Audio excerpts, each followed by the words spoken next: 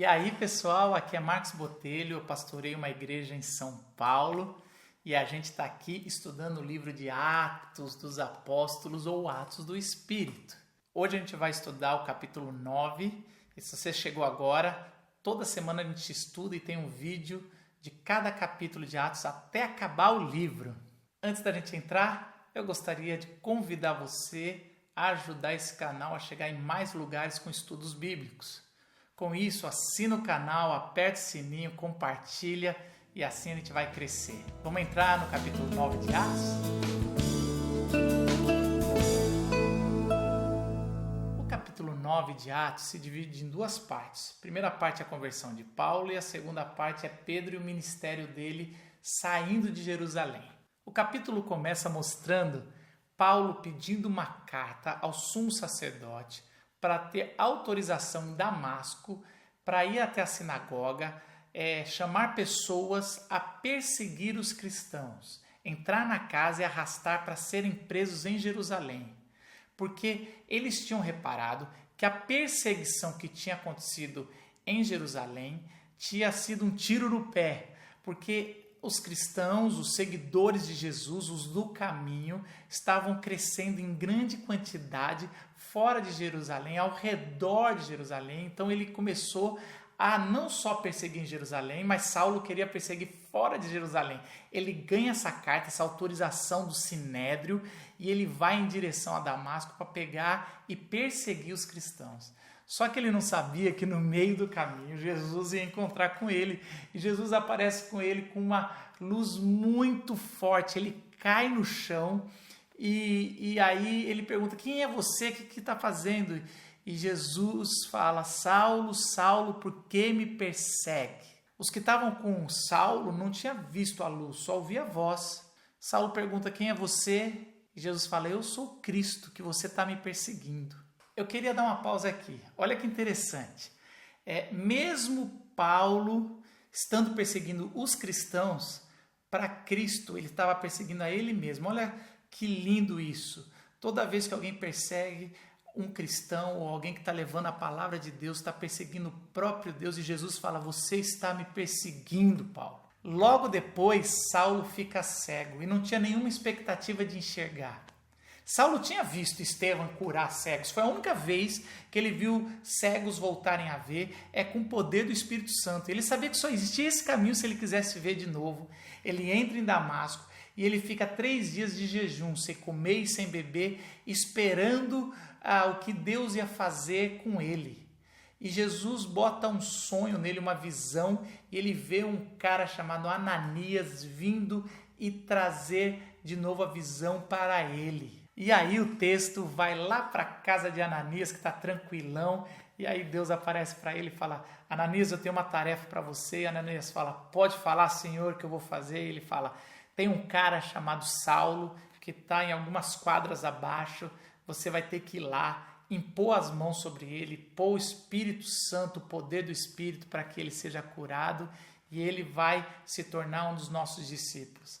Ananias quer corrigir Deus, ironicamente fala, Senhor, você está sabendo que esse homem, tudo que eu já ouvi é que ele veio para cá para perseguir a gente, ele veio para cá com carta do Sinédrio para prender todos nós e você quer que eu vá lá ajudar? E aí Deus revela para Ananias um pouco dos seus planos, falando, olha só, eu tenho planos muito profundos para esse Saulo, ele vai sofrer pelo meu nome, vai ser um grande servo meu.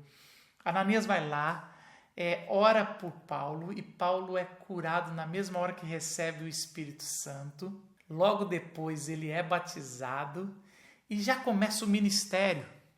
Ele começa a pregar o evangelho de Jesus, tudo que ele mais detestava, a ironia de um homem que foi perseguir os cristãos, agora está defendendo Cristo. E ele tem a carta do Sinédrio, a carta do sumo sacerdote, para pregar na sinagoga, mas as pessoas estranham, porque aquela carta era uma autorização para ele perseguir os do caminho, né? os cristãos, mas ali ele está pregando sobre Cristo, ele faz isso por muitos dias e começa as pessoas se converterem, até que chega a notícia que ele ficou louco, né? Provavelmente deve ter chegado a notícia lá de Jerusalém, e que eles poderiam perseguir ele também, e eles decidem matar Paulo. Mas os discípulos de Paulo, olha que interessante, eram poucos dias depois, ou alguns dias depois, Paulo já tinha discípulos, decide tirá-lo da cidade por um cesto. O homem que chegou pomposo, com uma carta, podendo perseguir os cristãos, agora precisa da ajuda dos cristãos para sair de forma humilhada pelo cesto, mas para Paulo isso não importava. Ele volta para Jerusalém, mas os discípulos também, assim como Ananias, não querem aceitar, acha que isso é um golpe, acha que isso é uma desculpa. E um cara de novo chamado Barnabé. Barnabé foi aquele que tinha vendido um grande terreno e dado uma grande quantia para a igreja no começo. E agora esse olhar misericordioso, de fé de Barnabé, ele vai lá, chama Paulo, ou Saulo ainda para estar com eles e apresenta para os discípulos o Saulo como um homem convertido que fez grandes coisas já em Damasco. Paulo começa a usar toda a sua habilidade de pregar o evangelho ali em Jerusalém, discutindo com pessoas de fala grega, quer dizer que os helênicos, as pessoas que eram judeus, mas de fala grega, e ele começou a causar lá com grande poder falando do evangelho.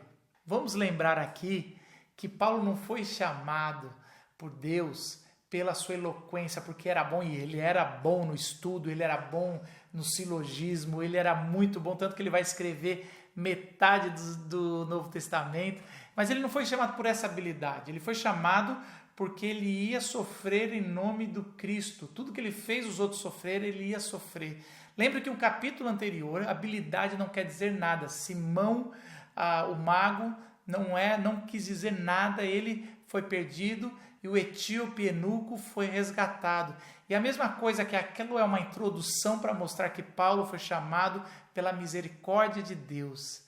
Paulo começa a causar em Jerusalém e logo os discípulos decidem levar ele para a cidade natal dele, lá para Tarso. E aí o texto vem dizendo que ao redor de Jerusalém, ali na Samaria, Judéia, a igreja vivia uma paz, não vivia perseguição. Por isso começou a prosperar ali e as pessoas entenderam que o Espírito de Deus estava movendo naquele lugar para que fosse essa força que saísse de Jerusalém, mas até os confins da terra. Essa é a grande ironia da vida de Saulo, que vai se tornar Paulo. É isso, um homem que perseguia, agora estava sendo perseguido.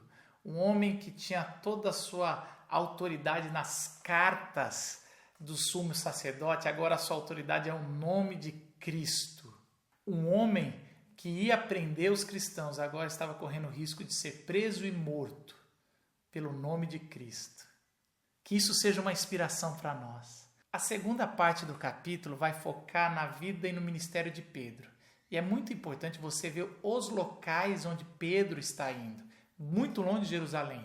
Quando Pedro chega em Lida, já tem cristãos ali, provavelmente de Felipe, porque Felipe passou por ali e já deixou uma igreja por lá. Pedro, chegando ao paralítico Enéas, manda ele levantar e cura ele, fala, pega a sua maca e vá. E as pessoas veem esse milagre desse paralítico e eles começam a se converter ao Senhor Jesus Cristo e se espalha, chega em Jope. E Jope tem uma outra história. Uma mulher chamada Dorcas, ela tinha ficado doente e tinha morrido. E aí as pessoas, antes dela morrer, foi até Pedro, falando, Pedro, não demora muito aí em Lida, vem logo aqui para essa cidade, porque tem uma mulher da igreja do Senhor Jesus Cristo que precisa da sua cura, e a gente precisa que você chegue lá. Só dar uma pausa aqui, o paralelo com as histórias de ressurreição de Jesus é muito grande aqui. Eu acho que Lucas faz isso por querer. Jesus, quando vai ressuscitar Lázaro, ele está em outra cidade e ele demora um pouco mais e assim Lázaro morre. Quando Jesus chega lá onde Lázaro estava, as irmãs de Lázaro vão conversar com Jesus. Quando Pedro chega em Jope, as viúvas vão conversar com Pedro, se lamentando que ela já tinha morrido. Pedro, ao chegar na casa, manda todo mundo sair do quarto onde a Dorcas estava. Você lembra quando Jesus foi ressuscitar a filha de Jairo, que manda todo mundo sair do quarto? Pedro já tinha visto isso e é tão bonito ver como Pedro aprendeu com Jesus mais ou menos o passo a passo. Não que o passo a passo ia garantir a ressurreição, mas Pedro aprendeu olhando Jesus toda vez que ele fez, e ele também tinha certeza que Deus ia operar aquele milagre. E Pedro manda ela levantar, e Dorcas levanta, e o milagre acontece.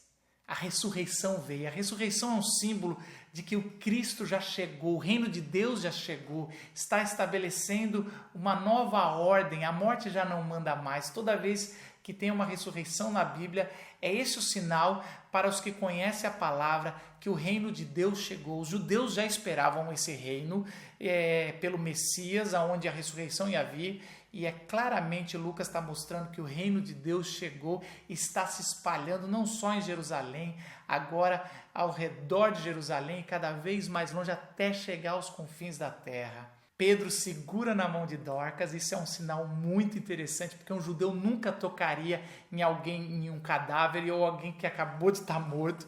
E aí ele segura na mão de Dorcas e vai apresentar isso para as viúvas e para os cristãos dali da região, e há uma grande festa e há uma conversão ali, porque o testemunho de Deus foi dado.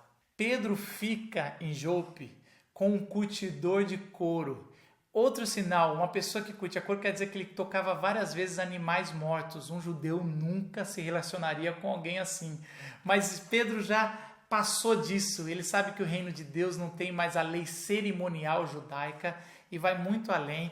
E Pedro fica ali em Jope esperando a orientação de Deus para continuar o ministério fora de Jerusalém.